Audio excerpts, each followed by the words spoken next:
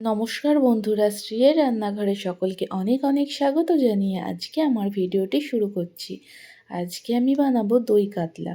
এখানে একটি বড় সাইজের কাতলা মাছ নিয়েছি, যেই মাছটা কিনা আমার বাবার বাড়ি থেকে এসছে। যেহেতু বাবা মাছ পাঠিয়েছে তার জন্য আনন্দটাও একটু বেশি, আর রান্না হতে একটু দেরি হয়ে গেছিলো বলে বোন প্রথমে মাছগুলো ভালো করে ধুয়ে কেটে পরিষ্কার করে নিচ্ছে।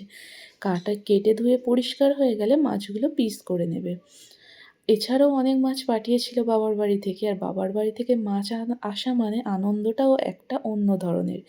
আর প্রথমে মাছগুলো ধুয়ে পরিষ্কার করে নিয়েছি, তারপর এইরকম বড় বড় সাইজের পিস করে নিয়েছি। আর নিয়ে নিয়েছি পেঁয়াজ, কাঁচা লঙ্কা, আদা, পোস্ত আর কাজু, আর ফেটিয়ে রেখেছি দই, ওই 5 চামচের মতো। প্রথমে মাছের মধ্যে অল্প একদম ছোট্ট টুকরোর এক টুকরো লেবু মিশিয়ে নিয়েছি। তারপর দিয়ে দিয়েছি নুন। নুন দেওয়ার পর আবারও মাছটি খুব ভালো করে মিশিয়ে নেব।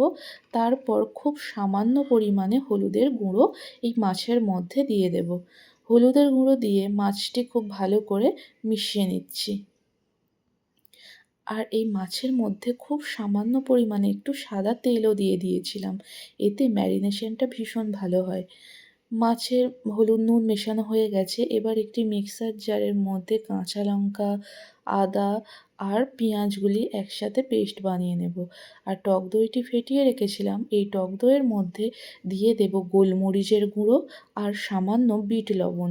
এতে দই কাতলার স্বাদটা ভীষণ সুন্দর আসে। মশলাটি দিয়ে খুব ভালো করে দইটি আবারও ফাটিয়ে নিচ্ছি। তারপর শিলের মধ্যে বেটে নেব পোস্ত আর কাজু বাদাম বাটা। শিলের মধ্যে কাজু পোস্ত বাটলে বাটাটা খুব ভালো হয়, তাই জন্য যখনই আমি পোস্ত, সর্ষে, কাজু বাদাম এগুলো বাটি, এগুলো শিলের মধ্যেই বাটি। কথা বলতে বলতে পোস্ত আর কাজু বাটা হয়ে গেছে, এবার এটি তুলে নেব। আর এই দই কাতলার মধ্যে একটু পোস্ত আর কাজু বাদাম দিলে খেতে ভীষণ সুন্দর হয়। মশলা করা সব শেষ হয়ে গেছে, এবার উনুনটি ধরিয়ে নিচ্ছি। উনুন ধরিয়ে কড়াইটি খুব ভালো করে গরম করে নেব। তারপর কড়াইয়ের মধ্যে বেশ কিছুটা সাদা তেল দিয়ে দেব। আমি এই দই কাতলা রেসিপিটা সাদা তেলেই বানাবো। তেলটা যখন খুব ভালো করে গরম হয়ে যাবে, মাছগুলি একে একে তেলের মধ্যে দিয়ে দেব।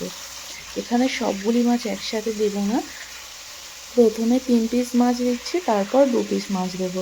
আমি এখানে দই কাতলা বানানোর জন্য 5 পিস মাছ নিয়েছি। আর এই কাতলা মাছগুলি খুব বেশি করে ভাজবো না, একটু এক পিঠটা লাল হয়ে গেলে অন্য পিঠটা উল্টে নেব। এই রকমভাবে হালকা করে ভেজে নেব। কাতলা মাছগুলি ভাজা হয়ে গেছে, তুলে নেব। তারপরে যে 2 পিস মাছ আছে সেগুলিও ভেজে নেব এই রকম হালকাভাবে।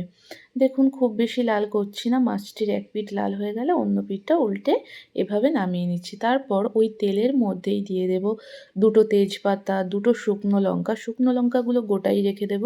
আর দিয়ে দেব গোটা গরম মশলা, এই দারচিনি, লবঙ্গ আর এলাচ। মশলাগুলি দেওয়ার পর দিয়ে দেব 1 চামচ মতো ঘি। ঘি আর মশলাগুলি দিয়ে একটু এদিক ওদিক নাড়াচাড়া করে নিয়ে যে পেঁয়াজ, আদা আর কাঁচা লঙ্কা বেটে রেখেছিলাম সেটি দিয়ে দেব। দিয়ে এবার বেশ কিছুক্ষণ এই মশলাটি কষাতে হবে, যতক্ষণ না মশলা থেকে সুন্দর একটি স্মেল আসতে শুরু করে। এই মশলাটি কষাতে কষাতে দেখবেন দারুণ একটি গন্ধ ছাড়তে শুরু করবে। যখন পেঁয়াজগুলি দেখবেন ভালো করে কষানো হয়ে গেছে, এই রকম কালারটা চেঞ্জ হয়ে গেছে, তখন এর মধ্যে দিয়ে দেবেন বেটে রাখা কাজু আর পোস্ত। দেয়া হয়ে গেলে আবারও মশলাটির সাথে খুব ভালো করে 2-1 মিনিট একটু কষিয়ে নেব। তারপর দিয়ে দেব ফেটিয়ে রাখা টক দই। টক দইটি দেওয়ার সময় আঁচটি একটু কমিয়ে দেবেন। যদিও টক দইটি ফাটানোর সময় অল্প পরিমাণে গোলমরিচ, সামান্য চিনি আর বিট লবণ দিয়ে ফাটিয়ে রেখেছিলাম, তাই ফাটার সম্ভাবনাটা কম, তাও একটু আঁচটা কমিয়ে টক দইটি এভাবে ভালো করে মিশিয়ে নেবেন। যখন তেল ছাড়তে শুরু করবে, এইরকম তেলটা উপর দিকে চলে আসবে, তখন এর মধ্যে জল দিয়ে দেবেন। আমি ওই কাজু বাদাম ধোয়া বাটির জলটায় ব্যবহার করেছি হাফ বাটি মতো। এরপর ঝোলটি যখন ফুটতে শুরু করবে তখন দিয়ে দেব সামান্য পরিমাণে নুন। নুনগুলি দিয়ে ঝোলগুলো ফুটে উঠলে মাছগুলি একে একে দিয়ে 10 মিনিট মতো ঢাকা দিয়ে দেব। 10 মিনিট পর ঢাকাটি খুলে দেখব তেলটা একেবারে উপরে চলে এসছে আর ঝোলটাও আগের থেকে অনেক গাঢ় হয়ে গেছে। এই সময় নামিয়ে নেব আমি। আর নামাবার আগে দিয়ে দেব 1 চামচ পরিমাণ ঘি আর গরম মশলা গুঁড়ো দিয়ে 5 মিনিট মতো একটু ঢাকা দিয়ে রাখব। আপনারা বাড়িতে অবশ্যই এইভাবে একবার দই কাতলাটি বানিয়ে দেখবেন। এটি খেতে তো ভীষণ সুন্দর হয়।